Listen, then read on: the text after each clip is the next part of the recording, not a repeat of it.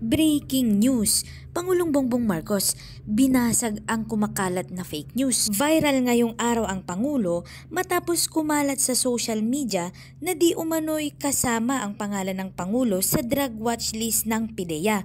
Naku po, medyo seryosong usapan to mga kababayan. Gaano ito katotoo at bakit nga ba nadadawit ang pangalan ng Pangulo sa usaping ito? Samantala, Senator Risa Hontiveros naghain ng resolusyon na humihiling na imbestigahan sa Senado ang di umano'y gentleman's agreement sa pagitan ng nakarang administrasyon at ng bansang China. Kaya naman mga kababayan, huwag na natin tong patagalin pa. Samahan niyo ako at sabay-sabay nating alamin ang mga maiinit na balita sa araw na ito.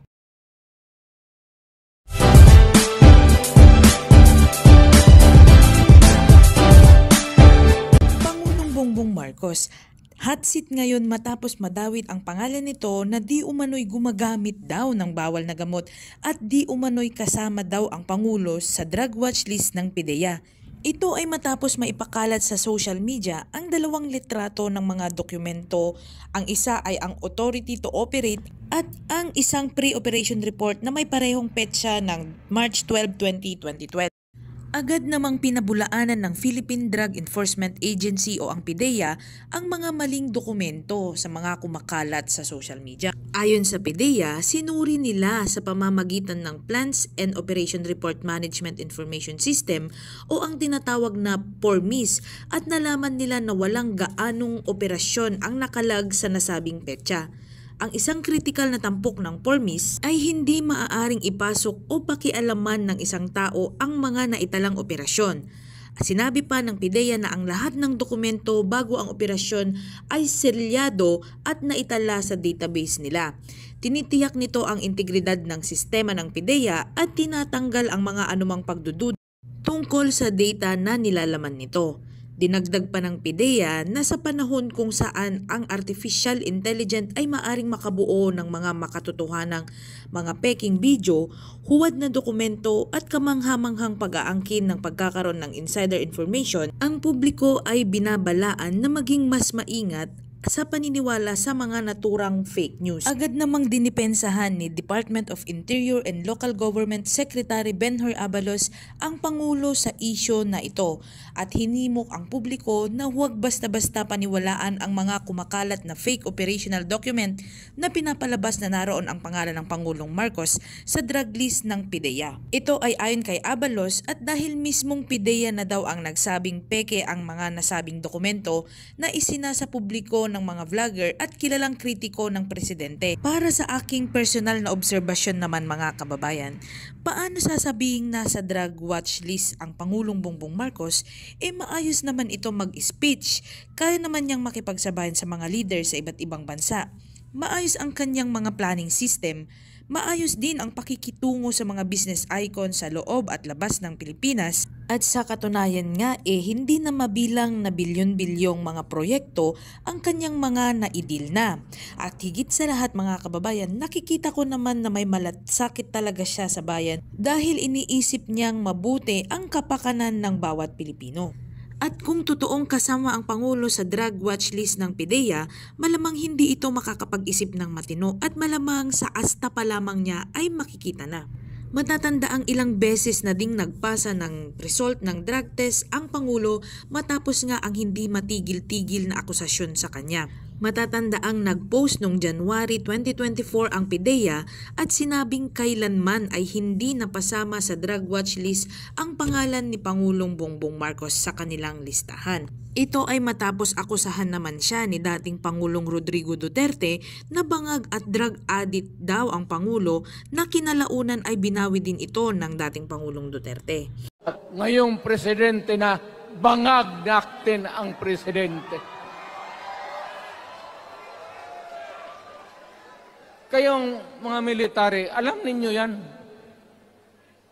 Lalo na yung nasa Malacanang. Alam ninyo. The Armed Forces of the Philippines, alam ninyo.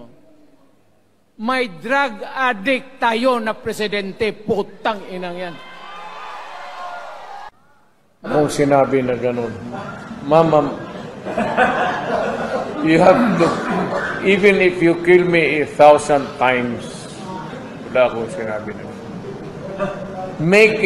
Taking a drug.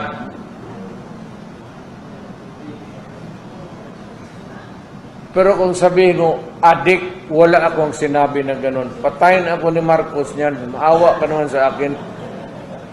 Matanda na ako. Ano sinabi noon?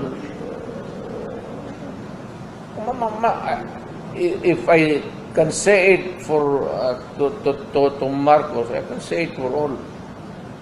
Ayaw inawa kay antibiotic na to, kay aspirin. They're all drugs. It's just nomenclature. Pero wala akong sinabi na patayin ako ni Marcos niya. Takot pa naman ako mamatay na matanda na ako.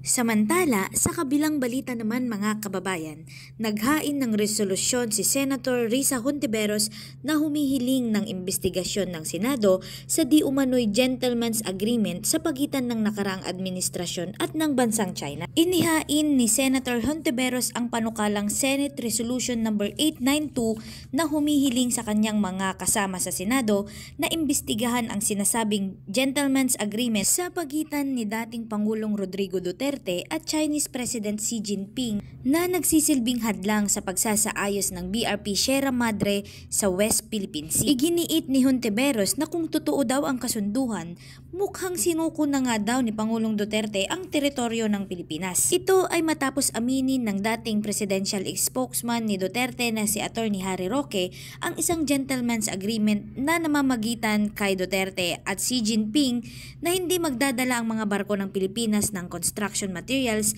sa BRP Sierra Madre upang hindi magkaroon ng expansion work sa ibinaluhurang World War II vintage vessel. This gentleman's agreement is treasonous.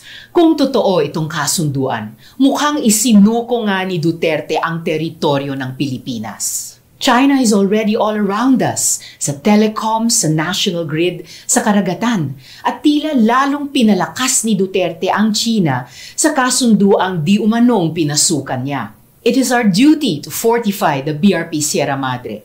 Without it on Ayungin, we effectively give way for China to illegally occupy what is ours. If we stop reinforcing the Sierra Madre, we not only give up a crucial strategic outpost, but also fail to defend our sovereignty.